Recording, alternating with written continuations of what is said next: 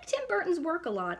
I like his style, I like his stories, I like Sweeney Todd, and ultimately what I really like is his mix of campy and kitschy and dark and gothic. He blends them together so well and makes such a unique atmosphere in every single one of his movies.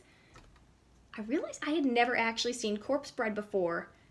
I thought I'd check it out. I really wanted to see something that was like this very light and dark at the same time, campy and spooky. And I did. I'm very, very happy I saw this. I don't quite think it's as good as Nightmare Before Christmas, but I did enjoy watching it. I still really liked looking at it. And I like the idea behind it too. It's based on an old Yiddish folk story, which I didn't know about. It's about a man who's about to be married, and he doesn't really know how to do the wedding vows. He's so nervous.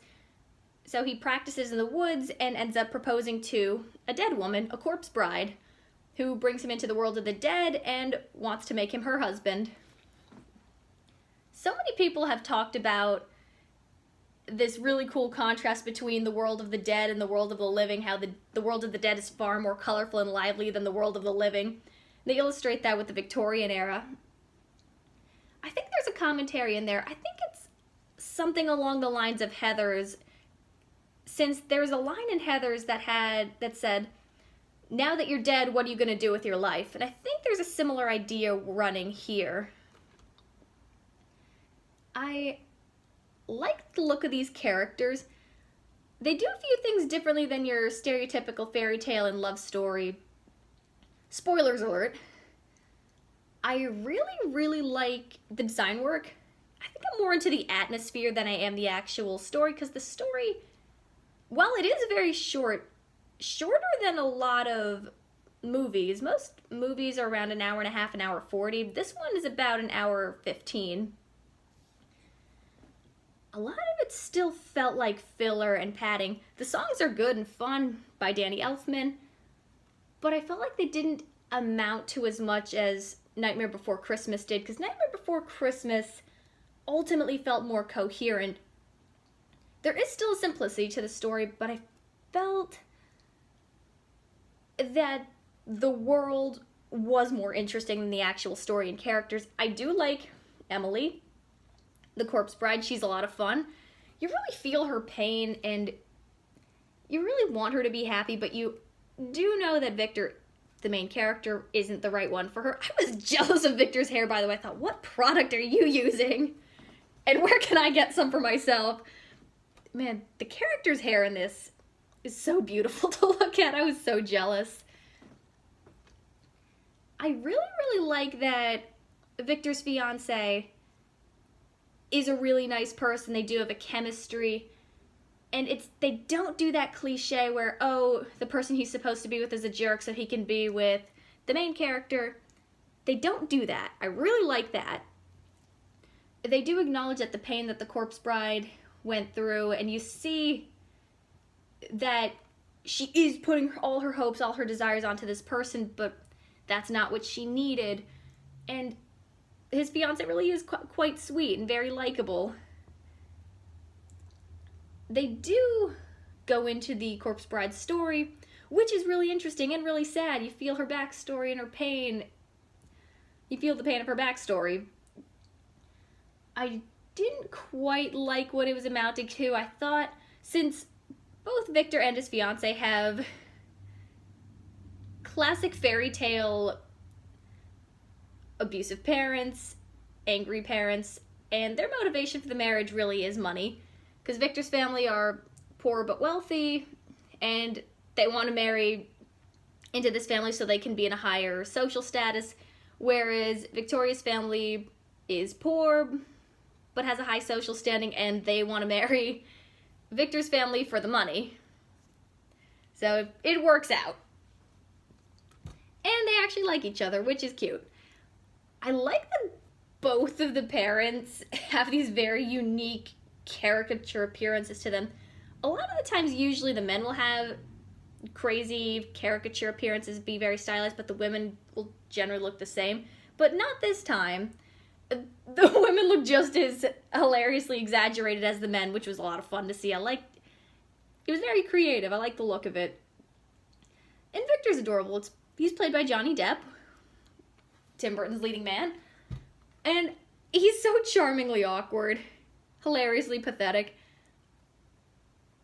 adorable in his own way. I thought,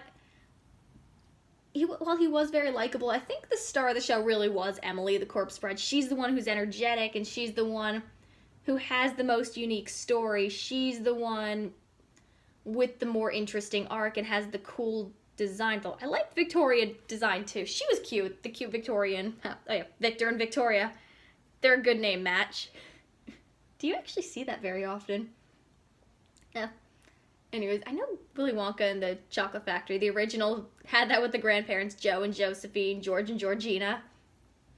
Here you have Victor and Victoria, which is also the name of a movie. A very fun movie at that.